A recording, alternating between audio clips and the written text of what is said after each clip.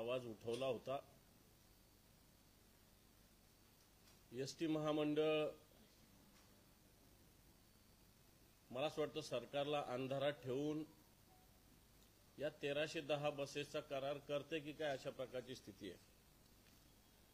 माझ्याकडे या सगळ्या विषयाचं पेपर्स आहेत, जुने आणि नवे दोन्ही पण, आणि या सगळ्या याच्यामध्ये स्पष्टपणे दिसतंय की ₹1 घोटाळा एसटी महामंडळ करते की काय अशा प्रकारची स्थिती आहे।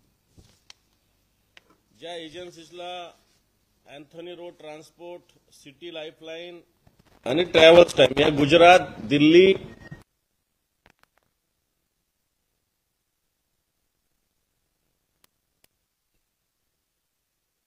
बसेस अशा 1310 बसेस भाडे तत्वावर सरकार यांच्याकडून घेणार आहे।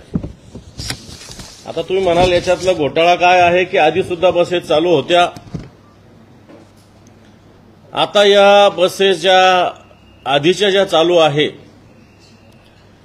या बसेस जर बघितल्या तर जवळपास डिझेलसह ₹44 प्रति किलोमीटरच्या आधीच्या बसेस चालतात।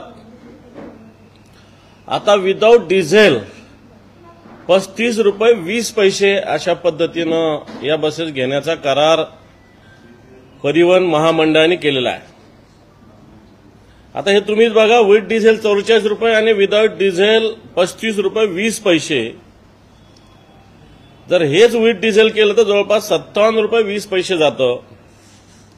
थोडक्यात पर किलोमीटर ₹13.20 अशा पद्धतीनं जास्त भुर्दंड सरकारला पडणार आहे। मी काल एक बातमी वाचली आणि ऐकली की ज्याच्यात राज्याचे मुख्यमंत्री देवेंद्रजी फडणवीस यांनी या निर्णयाला स्थगिती दिली, परंतु याचा अधिकृतरित्या कुठेही अजून परिवहन महामंडळ किंवा राज्य सरकारच्या वतीनं कुठे अधिकृत घोषणा झालेली नाही। थोडक्यात सांगण्याचा मुद्दा हा की अशा पद्धतीनं राज्य सरकारला लुटण्याचा प्रयत्न एसटी भाडेतत्वानं लावायला काही हरकत नाही आहे, परंतु आधीची एजन्सी ₹44 देते आणि आताची एजन्सी विदाऊट डिझेल ₹35 देते। मग तर राज्य सरकारला हा ₹44 वाला आवडत नाही आणि जो विदाऊट डिझेल ₹35 वाला देतो हा आवडतो। याचाच अर्थ याच्यामध्ये कुठेतरी पाणी मुरलेलं आहे। जवळपास ₹280 कोटी पर इयर याच्यातून जास्त राज्य सरकारला द्यावे लागणार। 10 वर्षाचा अग्रीमेंट आहे, म्हणजे ₹2800 कोटी भुर्दंड शासनाला याच्यामध्ये पडणार आहे। आणि म्हणून या संदर्भात मी सगळे पेपर्स, प्रेस नोट सुद्धा आज काढेल, माझ्याकडे सगळे पेपर्स उपलब्ध आहेत। पण जर मुख्यमंत्र्यांनी याच्यावर स्थगिती दिली असेल तर याचं स्वागत आहे, परंतु नुसतं स्वागत करून चालणार नाही। तर जसं जुनं अग्रीमेंट आहे त्याच दराने, नाही तर पुन्हा यांनी स्थगिती द्यायची आणि याच्यापेक्षा जास्त दराने द्यायचं, असंही कधी कधी झालेलं आहे मागच्या काळामध्ये की स्थगिती दिली, चांगला निर्णय, ओके, पण मागच्या काळात असं झालेलं आहे की पुन्हा एकदा याच्यापेक्षा जास्त, जसं आता याला ₹35.20 तर एखाद्या वेळेस याच्यापेक्षा ₹40, ₹42 असा दर जास्त येऊ नये। एक तर ₹44 आलं पाहिजे, आणि जर ₹44 येत नसेल तर मला वाटतं डिझेल वगैरे या सगळ्या विषयाचा एकत्रित कॅल्क्युलेशन केलं पाहिजे। हा जो ₹2800 कोटी राज्य सरकारवर भुर्दंड पडणार आहे हा सरकारने थांबविला पाहिजे। निश्चित आताची जी एजन्सी आहे, मी एजन्सी कोण आहे मला याच्याशी काही घेणं देणं नाही, परंतु दर या विषयाशी निश्चित विरोधी पक्ष म्हणून आम्ही देणं घेणं ठेवू। राज्याची तिजोरी आताच्या घडीला खडखडाट असताना अशा पद्धतीनं राज्याच्या पैशाचा उधळपट्टी ही होऊ नये, आणि त्यातल्या त्यात बाहेरच्या एजन्सी गुजरात, दिल्ली आणि तामिळनाडू, वाटतं हा विषय मांडण्यासाठी मी मुद्दा म्हणून आपल्याला बोलवलेलं होतं। दुसरी गोष्ट, वाल्मिक कराड यांना परवा ते स्वतः सरेंडर झाले। याच्यातल्या काही गोष्टी बारकाईने जर बघितल्या तर त्या दिवशी केजच्या न्यायालयामध्ये एक सरकारी वकील देशपांडे यांनी हा खटला याच्यामध्ये उभं राहायला नकार दिला। हा कोणत्या कारणाने नकार दिला याची सुद्धा चौकशी झाली पाहिजे। भीतीमुळे दिला की काही तत्वनिष्ठ वकील आहेत देशपांडे साहेब, त्याच्यामुळे त्यांना या खटल्यात उतरावं वाटलं नाही, परंतु ते गव्हर्नमेंट प्लीडर आहे, त्याच्यामुळे त्यांनी उतरायला पाहिजे होतं. परंतु याची खातरजमा केली पाहिजे सरकारने की या सगळ्या याच्यात यांनी नकार का दिला. दुसरी गोष्ट, एसआयटी 2 लागलेल्या आहेत. याच्यातले अधिकारी मेजॉरिटीनं बीडचे आहेत. केजच्या कोर्टात ज्या केजचं पोलीस स्टेशन यांच्यावर गुन्हा दाखल करायला तयार नव्हतं, जे पोलीस स्टेशन यांच्या इशाऱ्यावर नसतं, वाटतं त्या ठिकाणचे लोक, त्या ठिकाणचे सीआयडी, त्या ठिकाणची एसआयटी, जर अधिकाऱ्यांचं नाव मी आज बघितलं, वाचलं सगळं, तर याच्यामध्ये मेजॉरिटीनं लोक बीडचे. माझं याच्यातलं स्पष्ट मत असं आहे की याच्यामध्ये राज्याचा एखादा वरिष्ठ अधिकारी याच्यामध्ये असला पाहिजे, एक स्वतंत्र टीम राज्याची त्याच्यामध्ये असली पाहिजे. आणि हा खटला केजच्या ऐवजी बीड जिल्हा सोडून मग संभाजीनगर असेल, पुणे असेल, नगर असेल, इतरत्र चालवला पाहिजे. कारण ज्या ठिकाणचे पोलीसच आरोपीबरोबर बसतात उठतात, ज्या ठिकाणचे पोलीस तपास करायला तयार नाही, आणि अशाच पोलिसांकडे पुन्हा एकदा तपास दिला, तर मला वाटतं हे सगळं काही स्टोरी रायटिंग व्यवस्थित केलेली आहे, एका फ्रेममध्ये बसवलेली आहे. काही दिवस जाऊ द्यायचं, नंतर काही दिवसानं पुन्हा एकदा आरोपीला बाहेर काढायचं, अशा प्रकारची स्टोरी तयार केलेली काय, अशा प्रकारची शंका सुद्धा ओव्हरऑल सगळ्या आरोपीच्या बॉडी लँग्वेजवरून लक्षात येते. अजूनही मोबाईल जप्त केला, या मोबाईलमध्ये काय काय आहे, कोणाकोणाचे फोन आले, कोणाकोणाचं सीडीआर रेकॉर्ड अजूनही पोलिसांनी सीआयडीनं जाहीर केलं नाही. मला वाटतं हे जाहीर करायला पाहिजे. कोणी म्हणेल मी या खटल्यामध्ये नाही, मी याच्यामध्ये नाहीये, परंतु प्रत्यक्ष अप्रत्यक्ष पाठिंबा सपोर्ट असणारा, सहभागी असणारा सुद्धा या खटल्याचा आरोपी होऊ शकतो, नव्हे तो झालाच पाहिजे. आणि म्हणून या सगळ्या आरोपींचे मोबाईल जप्त झाले, याच्यामधले व्हिडिओज काय आहे, यांना कोणाकोणाचे फोन आले, कारण 3 तासाचा काळ मधला आहे. या 3 तासाच्या काळामध्ये काय काय झालं हे सगळ्यात महत्वाचं आहे. हे लवकरात लवकर बाहेर येण्याची सुद्धा आवश्यकता आहे. म्हणजे याच्यातला सगळ्यात महत्वाचं, या सगळ्या एसआयटीच्या टीम आहे, याच्यामध्ये महाराष्ट्रातले तरबेज अधिकारी याच्यात नियुक्त केले पाहिजे. आणि हा खटला बीड जिल्ह्याच्या बाहेर चालला पाहिजे. आणि देशपांडे जे तिथले गव्हर्नमेंट लीडर आहे, त्यांनी खटला चालवण्यास का नकार दिला याची सुद्धा माहिती घेतली पाहिजे. अशा प्रकारची सुद्धा मागणी मी राज्य सरकारला करेन.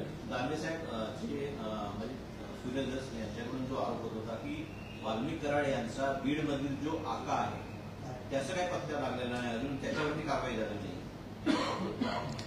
हे पहा, सुरेश धसांचा इशारा कोणाकडे सुस्पष्टपणे, कारण वाल्मिक कराड हे धनंजय मुंडेंचे जवळचे आहेत.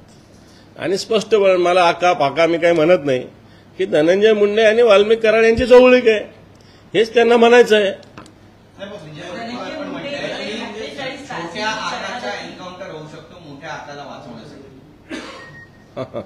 पोलिसांनी या अशा सगळ्या वक्तव्याची दखल घेतली पाहिजे.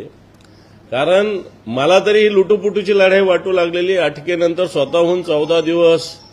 आणि तुम्हाला चांगलं आठवत असेल, आपल्यातले बरेच जण नागपूरला होते. मी अधिवेशनात वाल्मिक कराड नागपूरजवळ एका फार्म हाऊसवर आहे असा आरोप केला होता.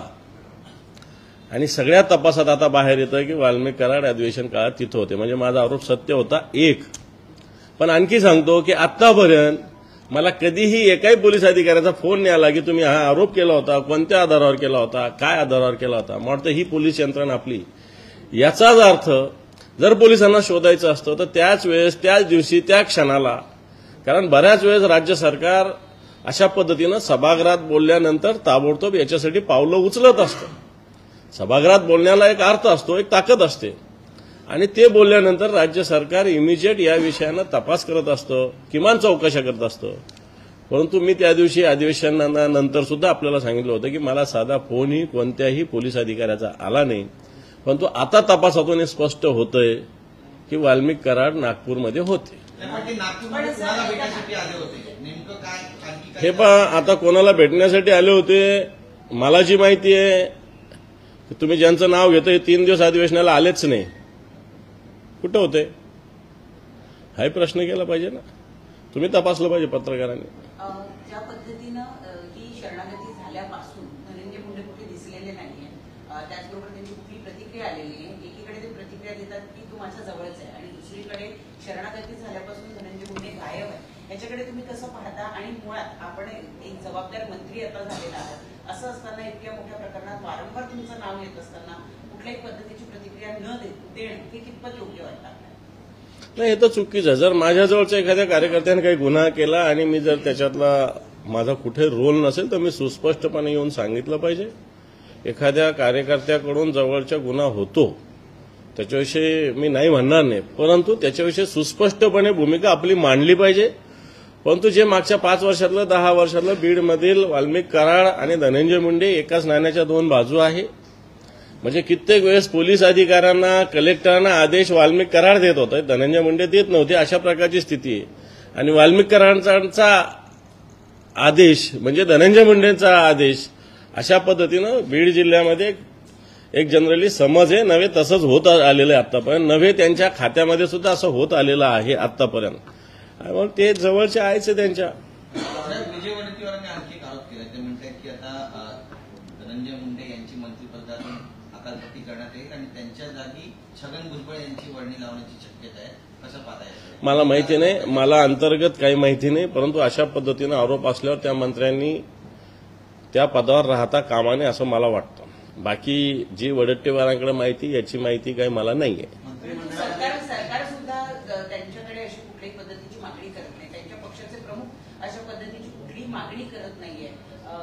हे कुठेतरी बेजबाबदारपणा वाटत नाही का आपल्याला? सरकारने सुद्धा धनंजय मुंडे यांच्या राजीनाम्याची मागणी करायला नको?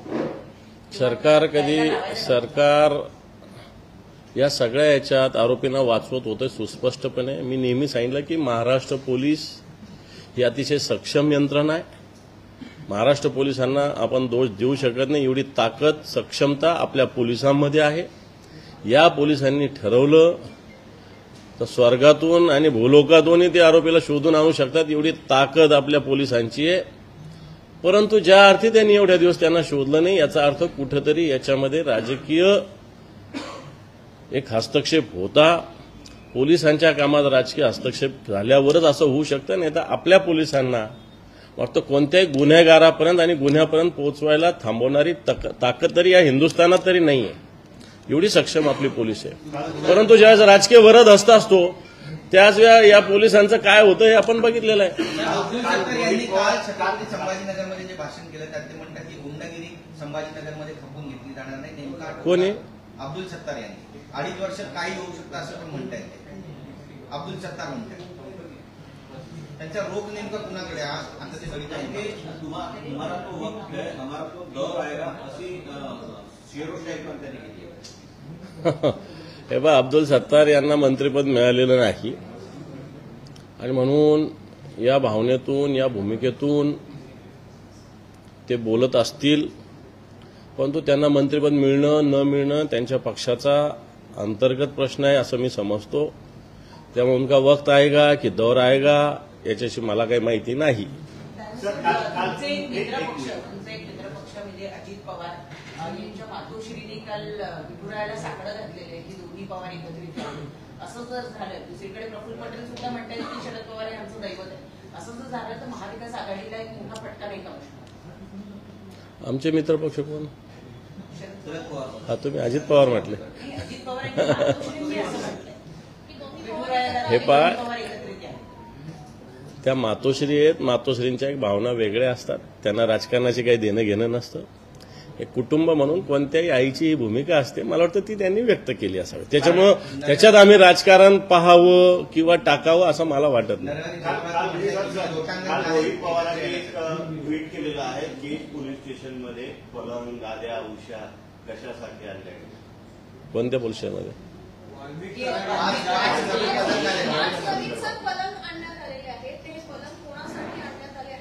आणि जर पोलीस स्टेशनला घ्यायचं होतं महाराष्ट्रातल्या इतर पोलीस स्टेशनला का नाहीये? आरोपींना सोयी सुविधा देण्यासाठी केलंय. हे पहा, मी तुम्हाला सांगितलं हे सगळं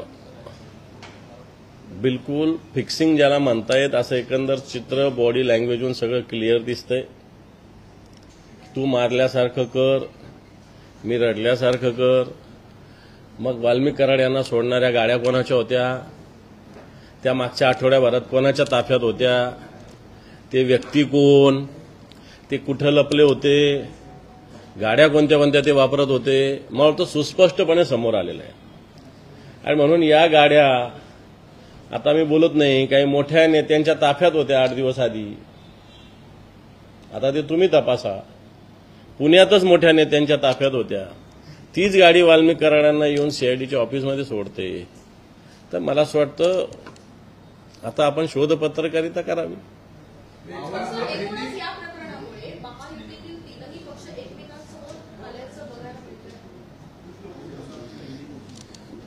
3 पक्ष एकमेकांसमोर आले नाही आले मला माहिती नाही, पण सरकार निश्चित या प्रकरणात बोटचेपी भूमिका घेतंय असं माझं स्पष्ट मत आहे. सर, राजन साळवी नाराज आहेत का आणि ते भाजपमध्ये जातील अशी चर्चा आहे. पक्षाची नेमकी त्यांच्याबद्दलची भूमिका काय? नाही, मला याच्यातली माहिती नाही. नाराज आता निवडणुकीत मला असं वाटतं जय पराजय होत असतो. ही भूमिका सगळ्यांनीच ठेवली पाहिजे. प्रत्येक वेळेस आपण जिंकूच अशातला काही भाग नाही. एखाद्या वेळेस हारणं सुद्धा होत असतं. जय पराजय एकाच नाण्याच्या 2 बाजू मला वाटतं तशा पद्धतीनं सगळ्यांनी घेतल्या पाहिजे आणि येणाऱ्या काळात जय मिळवण्यासाठी कामाला लागलं पाहिजे असं माझं एक शिवसैनिक म्हणून स्पष्ट भूमिका आहे आणि मला असंच वाटतं. पक्षाचे 9 नगरसेवक पुण्यातले हे आज भाजपमध्ये प्रवेश करतायत. हा एक मोठा फटका नाहीये का? हे पहा, आता तर नगरसेवक कोणीच नाही या राज्यामध्ये. सगळे माजी नगरसेवक आहे आणि मग वेगवेगळे प्रलोभनं वेगवेगळ्या गोष्टीमुळे कोणी जात असेल तर त्याला आम्ही रोखू शकत नाही. परंतु जनता जनार्दन निश्चित शिवसेना प्रमुख बाळासाहेब ठाकरे, मान्य उद्धवजी ठाकरे, ठीक एका निवडणूक आमचा पराभव झाला आणि पराभव काही राजकीय कार्यकर्त्याला नवीन असतो अशातला भाग नाही. राजकीय कार्यकर्त्याच्या ओव्हरऑल राजकीय कारकिर्दीमध्ये पराभव सुद्धा असतोच आणि तो आपण स्पोर्ट्स म्हणजे खिलाडू वृत्तीनं स्वीकारावा असं मला वाटतं. एखादा पराभव झाला म्हणून पक्ष बदलणं मला वाटतं काही दुसऱ्या अडचणीमुळे बदलत असेल कोणी तर मी समजू शकतो, पण पराभव बदलावा नाही असं मला वाटतं. पुन्हा एकदा अशी बातमी येते की तुम्ही शिंदे गटाकडे आकर्षित झालेले वृत्तपत्रामध्ये मी बोललोच नसतो. इथं पत्रकार परिषद घेतली नव्हती. मला असं वाटतं खोट्या अफवा काही वर्तमानपत्रांनी आमच्या संभाजीनगरातल्या अशा पद्धतीनं पेरल्या जातात. मी शिवसेना प्रमुख मान्य बाळासाहेब ठाकरे, मान्य उद्धवजी ठाकरे यांच्या नेतृत्वाला मानणारा शिवसैनिक आहे, विचाराला मानणारा शिवसैनिक आहे. मी सांगितलं मी एक राजकीय कार्यकर्ता आहे, एक सामाजिक कार्यकर्ता आहे. निवडणुकीत यश अपयश या एकाच नाण्याच्या 2 बाजू आहे. जसं यश बऱ्याच वेळेस मिळवलं तसं अपयश एखाद्या वेळेस पचवावं लागतं. मला वाटतं ते राजकीय कार्यकर्त्यांनी पचवावं, त्याच्यातच परिपक्वता दिसते आणि ते जर पचवता नाही आले तर तो कार्यकर्ता नाही, तो संधी साधू कार्यकर्ता होऊ शकतो.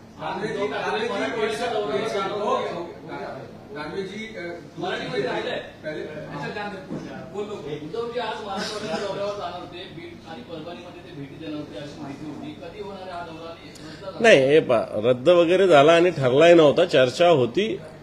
हे वाल्मिक कराड वगैरे या सगळ्या आरोपींना लवकर पकडावं. मला असं वाटतं शिवसेना म्हणून मी स्वतः जाऊन आलेलो आहे. तिथे परभणीला जाऊन आलेलो आहे, बीडला जाऊन आलेलो आहे. आमचे शिवसैनिक दोन्ही ठिकाणी आहे. परभणीला आमचे खासदार आहेत, आमचे आमदार आहेत संजयजी जाधव, राहुलजी पाटील. बीडला आमचे जिल्हा प्रमुख त्या ठिकाणी आहेत. त्यामुळे शिवसेना म्हणून आम्ही तिथं सातत्याने या विषयात आवाज उठवत आहोत आणि त्या हिशोबाने मला असं वाटतं या भूमिकेला न्याय देण्यासाठी जास्त काम केलं पाहिजे दौरे करण्यापेक्षा. दालनावरती कोट्यावधीचा खर्च होतोय. अद्याप ही निविदा काढलेल्या आहेत, मात्र कार्यालय असेल बंगल्यांवरती कोट्यावधीचा खर्च केला जातो. काय प्रतिक्रिया? माझं त्याच्या पुढे जाऊन म्हणणं आहे की अजून 8-9 मंत्री मंत्रालयात फिरकलेलेच नाहीये. मला वाटतं त्यांच्या खाते वाटपाविषयी ते खुश नाहीये. बऱ्याच मंत्र्यांनी 2-4 मंत्र्यांनी तर चमकोगिरी 2-3 दिवसात केली. आता ते काम मंत्र्यांचं नाही. मला ते बोलायला वेळ मिळाला नव्हता किंवा मधल्या काळात आपण ख्रिसमस आणि नवीन वर्षाच्या ह्याच्यात होतो म्हणून मुद्दाम बोललो नाही. परंतु एक मंत्री पोलीस स्टेशनमध्ये रात्री जाऊन बसला आणि पोलीस अधिकाऱ्यांना आदेश दिले. एक मंत्री बसमध्ये प्रवास केला, म्हणजे आपण याच्या आधी बसमध्ये प्रवास करत नव्हतो त्यांनी स्पष्ट केलं. एक मंत्री एका हॉस्टेलमध्ये गव्हर्नमेंटच्या हॉस्टेलमध्ये जाऊन अधिकाऱ्याला शिवीगाळ केली. मला असं वाटतं हे काही परिपक्व मंत्र्यांचं लक्षण नाही. हे हळद्या हळकुंडात पिवळं झाल्याचं लक्षण आहे. खरं तर या मंत्र्यांनी व्यवस्थित आपल्या विभागाच्या बैठका घेऊन आपल्या विभागाचा अभ्यास करून आपल्या अधिकाऱ्यांना सूचना देऊन काम करायला पाहिजे होतं. परंतु अशी चमकोगिरी काही मंत्री करतात आणि काही मंत्र्यांनी अजूनही खाते वाटपावर नाराजीमुळे त्या खात्यात कोणत्याही प्रकारचं अजून कुठे हजेरी सुद्धा लावून नाही, कार्यालयात सुद्धा आले नाही, अशा प्रकारची स्थिती. दुसरा गोष्ट, दालनावर खर्च वगैरे याच्यावर मी बोलणार नाही, कारण शेवटी ज्या त्या मंत्र्याला ज्याच्या त्याच्या पद्धतीनं रचना पाहिजे असती आणि ती केली पाहिजे सरकारने. आता खर्चाला काय लिमिटेशन लावायचं तो सरकारचा अधिकार आहे, पण एखाद्या मंत्र्याला जसं पाहिजे तसं दालन बनवणं काही वावगं आहे, चूक आहे असं मला तरी वाटत नाही. दानवे जी, जिस तरीके से वाल्मीकि करार के मामले में तो एक ही सत्ताधारी पार्टियों के भीतर आपस में जिस तरीके से एक आरोप कर रहा है, दूसरा उसका प्रतिवादी बना है, तीसरा इतने दिन बाद जो अरेस्टिंग हुई है और उस पर भी बेड नए पुलिस स्टेशन में आने की बात, ये सारी चीजों को आप कैसे देखेंगे? नहीं, सारी चीजों को देखना है. देखो, ये तो एक इशू अलग इशू है. भीड़ में जिस प्रकार दहशतवाद, गुंडागर्दी बड़ी है, ये सब में इशू है. इसमें मैं समझता हूं कोई पार्टी का इशू नहीं है. अगर आप देख रहे होंगे तो जैसा महाराष्ट्र में पूना जाना जाता है, एक सुसंस्कृत शहर, वैसा मराठवाड़ा में अंबाजोगाई शहर जाना जाता है कि सुसंस्कृत शहर, अच्छे लोग, पढ़े लोग, साहित्यिक, नाट्यकर्मी, आध्यात्मिक, ऐसी सभी प्रकार के लोग रहते हैं. अब उनको सुरक्षित नहीं लग रहा है, तो ये इशू पॉलिटिकल नहीं लेते हुए ये एक सोशल इशू है, दहशतवाद का इशू है. लेकिन भीड़ में जिस प्रकार सुरेश धस जी ने धनंजय मुंडे और पंकजा मुंडे इन पे आरोप किया है, तो उन्होंने उनके सीएम को जाके बोलना चाहिए था ये सब बातें. बाहर क्यों बोल रहे हो? वो तो भारतीय जनता पार्टी के नेता है. इसमें उनके वहां का लोकल पॉलिटिक्स छुपा है, ऐसा मेरा कहना है कि जिस प्रकार सुरेश धस को विधानसभा में कुछ जगह विरोध किया गया ऐसा उनको लगता है, और जो विरोध हुआ उसको ये मुंडे जिम्मेदार है ऐसा वो मानते हैं, इसलिए वो पर्सनल आरोप उन पे कर रहे हैं. अभी हम समझते हैं कि वो भी सत्ताधारी पार्टी के मेंबर है, ये भी सत्ताधारी पार्टी के मेंबर है, तो उन्होंने तो सीएम के पास जाके सब कार्रवाई करने को बोलना चाहिए ना. वो नहीं कर रहे हैं, वो सीएम को अच्छा बोल रहे हैं, और 21 दिन आरोपी नहीं पकड़े जाते तो सीएम अच्छे कैसे हो सकते हैं? तो ये तो गलत बात कह रहे हैं ना वो भी. सीएम जिस तरीके से कह रहे हैं कि महाराष्ट्र में गुंडागर्दी नहीं चलेगी और एक जो भी इसके पीछे होगा, संतोष देशमुख की हत्या के पीछे, उसको निकाला जाएगा और उसके खिलाफ फांसी की सजा होने तक सरकार कार्रवाई. ये देखो, कल रात को, परसों रात को नागपुर में 2 खून हुए हैं. सीएम साहब उनके नागपुर में के ही लॉ एंड ऑर्डर संभाल नहीं सक रहे हैं. भीड़ का आरोपी उन्होंने नहीं पकड़ा है, वो खुद आके सरेंडर हुआ है. पुणे में रह रहा था, वो मध्य प्रदेश में रह रहा था, गोवा में रह रहा था, वहां भी बीजेपी की सरकार है. मध्य प्रदेश में, गोवा में भी बीजेपी की सरकार है, और वो पुणे में रह रहा था. उन्होंने नहीं पकड़ा है, वो शान से आया पुलिस स्टेशन में, हीरो जैसा आया, हीरो जैसा सरेंडर हुआ. वो कुछ क्रिमिनल जैसा नहीं है, जो बोल रहे थे ना मुस्काम बांधून आनू, कुछ नहीं किया सरकार ने वैसा.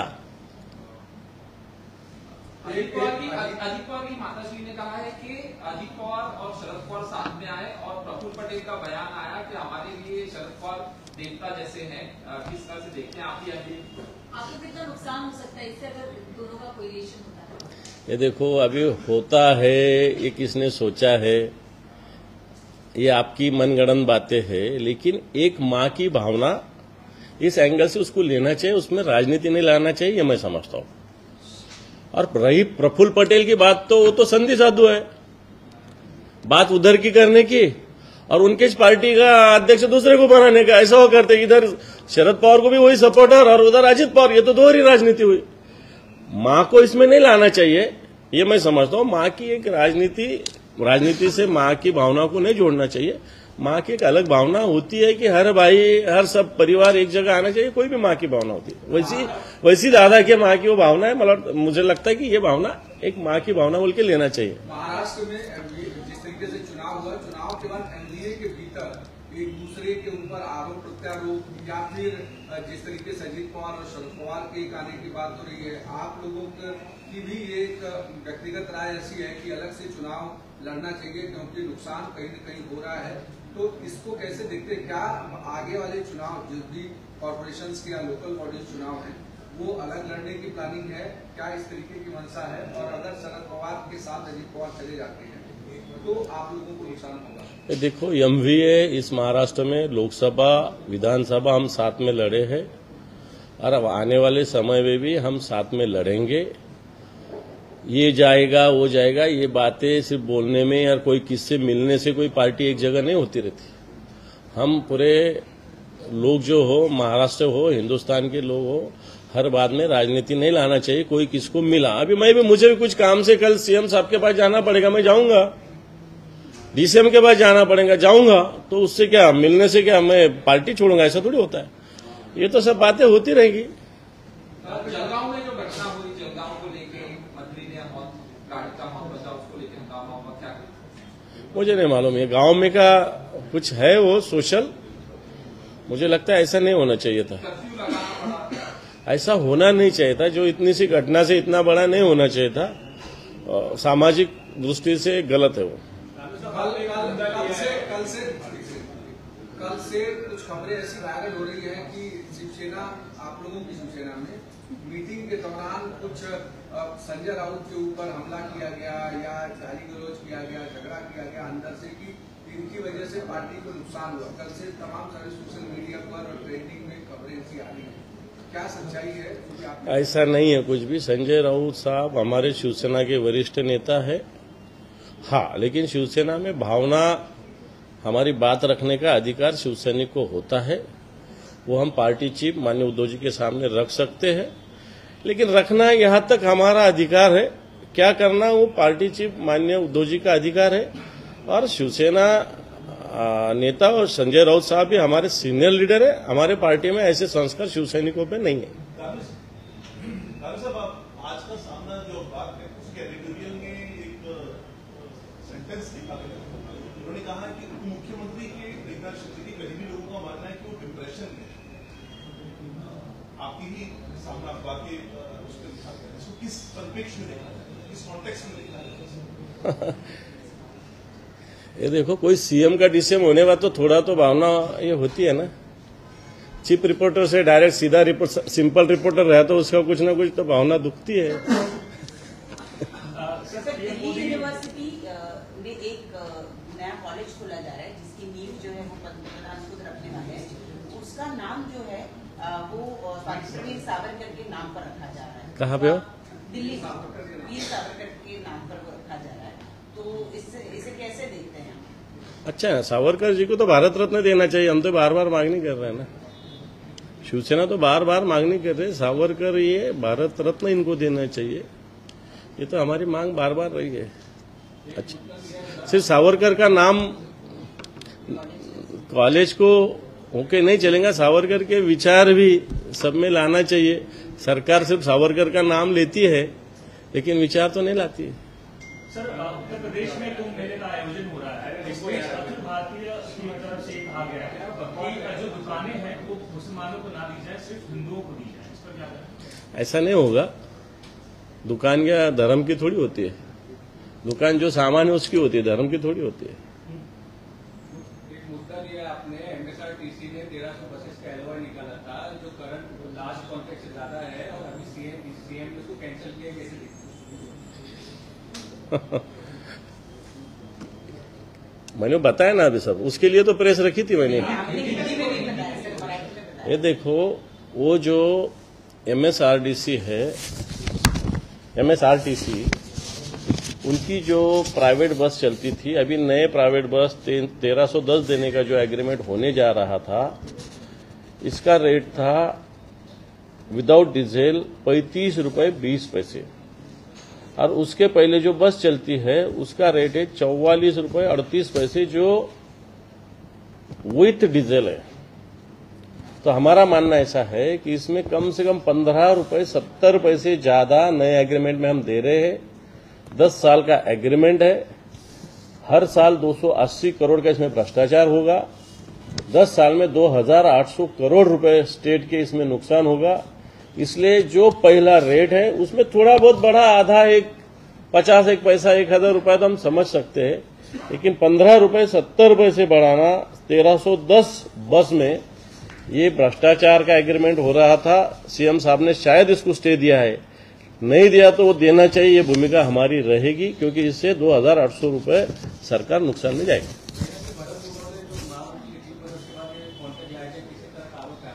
मैं किसी के भी पर्सनल आरोप नहीं कर रहा हूं। सरकार का 2,800 करोड़ रुपए बचना चाहिए, ये मेरी लीडर ऑफ ऑपोजिशन नाते से भूमिका है। मैं कोई व्यक्ति पे टीका नहीं कर रहा हूं। मैं ये कह रहा हूं कि इससे राज्य के 2,800 करोड़ रुपए बचना चाहिए। सर, मराठीत सांगा की दिल्लीतल्या एका कॉलेजला सावरकरांचं नाव दिलं जात आहे. आपल्याला कशाचं कॉलेज बनते?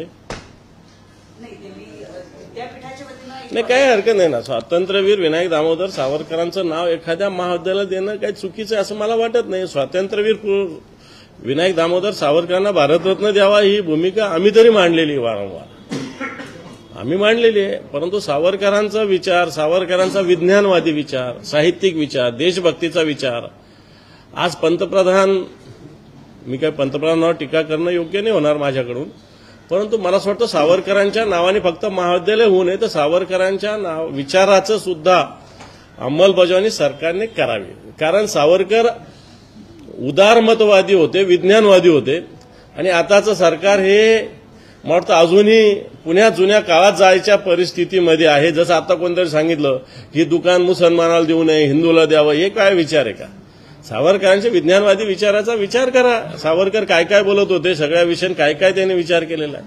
त्यानुसार भाजपच्या एका माजी नगरसेवकांना मुंबई महानगरपालिकेच्या अधिकाऱ्यांच्या विरोधात लाचलुचपत विभागामध्ये तक्रार केलेली आहे. त्यांचं म्हणणं आहे की ज्या कंपनीला दंड ठोठावण्यात आला होता 65 कोटी रुपयांचा, त्यांच्याकडनं दंड ठोठावण्यात आलेला नाही आणि सिमेंट कॉन्क्रीटच्या रस्त्याचं कंत्राट एकनाथ शिंदे हे युटी मिनिस्टर असताना दिले गेलेले होते, ते अजूनही पूर्ण करण्यात आलेले नाही. 6 महिने होऊन गेले, दुसरा जो कंत्राटदार आला त्यानेही काम केलेलं. हे पहा, हे माननीय आदित्यजी ठाकरे साहेब शिवसेना नेते यांनी वारंवार सांगितलेलं आहे.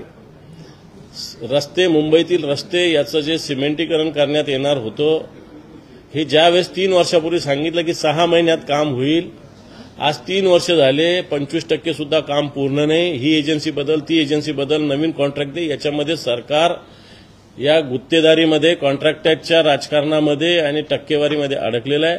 आणि त्याच्यात जर एखाद्या भारतीय जनता पार्टीच्या जागरूक नगरसेवकांनी तक्रार केली असेल तर त्यात काही वावगं मानायचं काही कारण नाही. अनेक भारतीय